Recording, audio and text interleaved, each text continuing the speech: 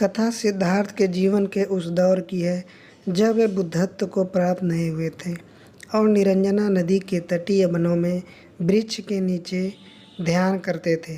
सिद्धार्थ प्रतिदिन ध्यान करने के बाद पास के किसी गांव में चले जाते और भिक्षा मांगकर लौट आते।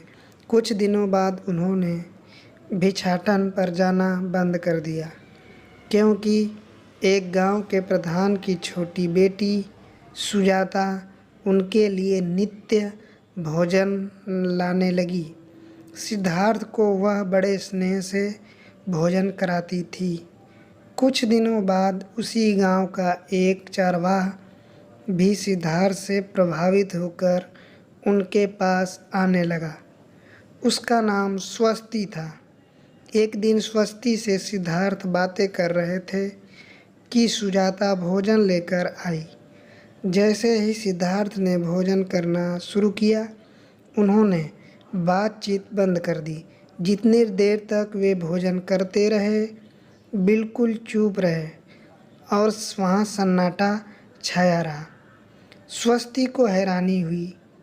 उसने सिद्धार्थ के भोजन करने के उपरांत उनसे पूछा, गुरुदेव, आप मेरे आने के बाद निरंतर वार्तालाप करते रहे किंतु भोजन के समय एक शब्द भी नहीं बोले। इसका क्या कारण है? सिद्धार्थ बोले, भोजन का निर्माण बड़ी कठिनाई से होती है। किसान पहले बीज बोता है, फिर पौधे की रखवाली करता है और तब कहीं जाकर अनाज पैदा होता है। फिर घर की महिलाएं उसे बड़े जतन से खाने योग्य बनाती हैं।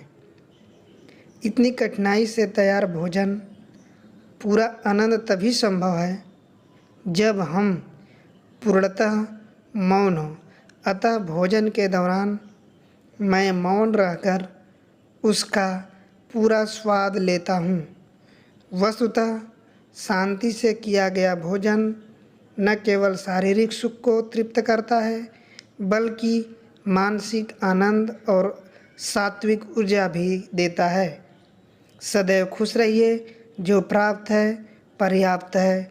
धन्यवाद दोस्तों। कहानी अच्छी लगी हो तो ज़्यादा से ज़्यादा लोगों के पास शेयर कीजिए।